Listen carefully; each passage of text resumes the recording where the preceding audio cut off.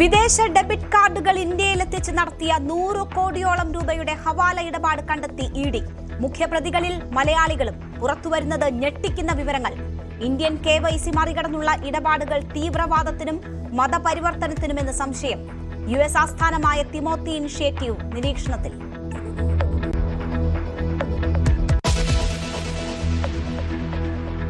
Exalogic CMRL മാസപ്പടി കേസിൽ ഇഡിയുടെ ചോദ്യങ്ങൾക്ക് മുന്നിൽ പിണറായി വിജയന്റെ മകൾ വീണ വിജയൻ കൊച്ചിയിലെ ഓഫീസിൽ ഹാജരായത് 10:30-ഓടെ. ഇഡി ഓഫീസ് വരെ അനുഗമിച്ച് ഭർത്താവ് PA മുഹമ്മദ് റിയാസ് MLA. 10 വർഷത്തെ ബാങ്ക് സ്വത്ത് വിവരങ്ങൾ തേടി ഇഡി.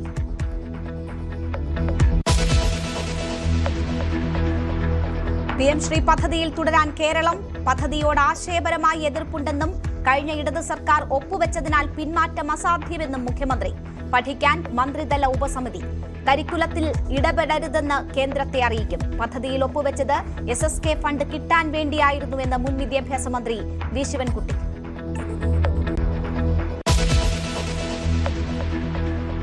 സ്ത്രീ സുരക്ഷാ പദ്ധതിയിൽ പുനഃപരിശോധനയുണ്ടാകുമെന്ന് മുഖ്യമന്ത്രി VD സതീശൻ.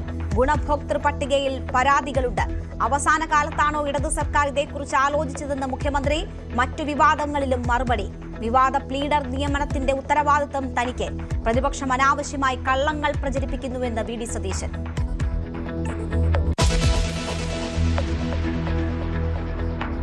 മെസ്സി മാജിക്കിൽ അൾജീരിയയെ തകർത്ത് അർജന്റീന. 200-ാം മത്സരത്തിൽ ആദ്യ ലോകകപ്പ് ഹാട്രിക്. ഗോൾ വേട്ടക്കാരിൽ മെസ്സി ഒന്നാമത്. ഇനി ക്രിസ്ത്യാനോ റൊണാൾഡോയുടെ ഊഴം. പോർച്ചുഗലിന്റെ ആദ്യ മത്സരം 10:30-ക്ക്.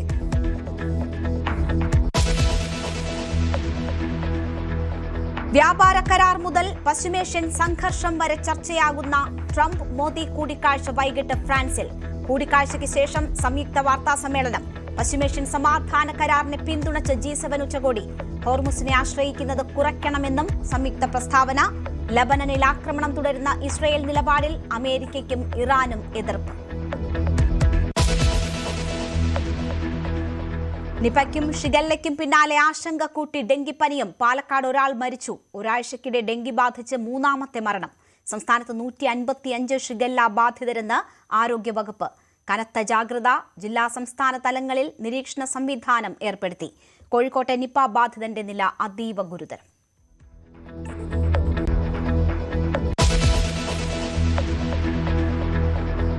അശ്ലീലമയച്ചെന്ന ആരോപണ വിധേയനായ SFI നേതാവിനെതിരെ സംഘടനാ നടപടിയില്ല.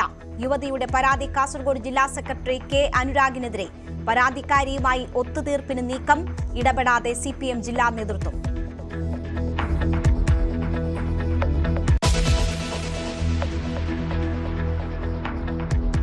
മലപ്പുറം ജില്ലയെ വിഭജിക്കണം. ആവശ്യമുന്നയിച്ച് UDF ജില്ലാ നേതൃത്വം. പഠിക്കാൻ കമ്മിറ്റിയെ നിയോഗിക്കണം. നിർദ്ദേശം വികസന പദ്ധതികളുടെ ഭാഗമെന്ന് UDF നേതാക്കളുടെ വിശദീകരണം. പല ജില്ലകളും വിഭജിക്കണമെന്ന് BJP. നിലപാട് പറയാതെ CPM.